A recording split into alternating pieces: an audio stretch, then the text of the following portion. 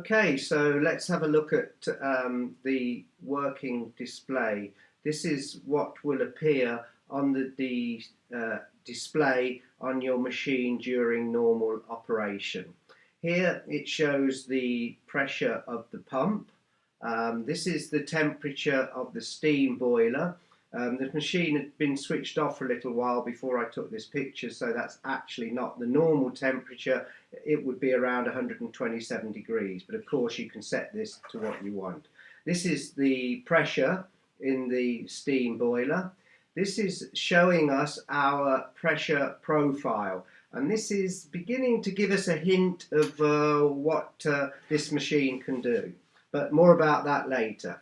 This is showing us the level of the water in the tank, maximum or minimum. Even when the machine is connected to mains water, it still takes it through the reservoir. This is so that mains water pressure doesn't affect the settings of the machine. Another very clever feature. Here we have the time of the day and the actual day, and here we have the temperature of the brew boiler. So that's our working display screen. So let's have a look at how we get into the profile settings to change the pressure profiles. Just hold your finger on the normal working screen. This will take you into the profile screens. Just touch either of the profiles to get into that one. But if you want to change the profiles, keep your finger pressed on whichever profile you want to change. We're going to change profile 2, and when you've held your finger on that for about 20 seconds, this is what you'll get. So profile 2, phase 1. Here it's set at 4 seconds, 2 bar, so a pretty good pre-infusion setting. Once the figures are flashing, you just press plus and minus. To go to the next stage, you press the arrow. There you can see, just press the arrow to get to the next stage.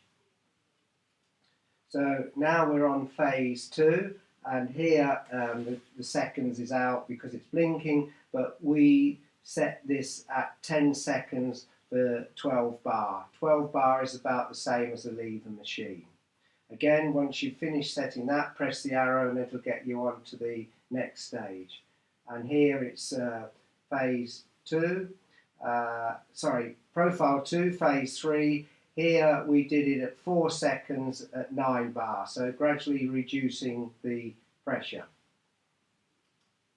And finally phase 5, on this one I actually put it at 4 seconds for 2 bars. So that's the 5 different phases of the extraction of your coffee shop.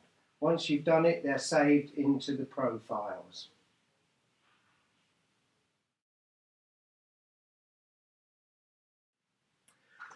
Okay, so we've covered the profile settings, so let's have a look at what lays behind the little house here. So touch this area here, and that will then take you into the next section, which is this one.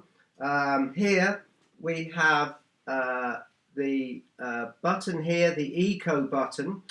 You can actually set the machine to reduce by however many degrees you want, let's say 30 degrees, so that 50 minutes after the last action the machine will automatically switch into Eco or standby mood. But if you touch this button, it will go immediately into the Eco standby mood. If you touch this button, it takes you into the menu where you can set the temperature of your brew boiler. Simply plus and minus, and it raises or lowers the temperature of your brew boiler by the PID.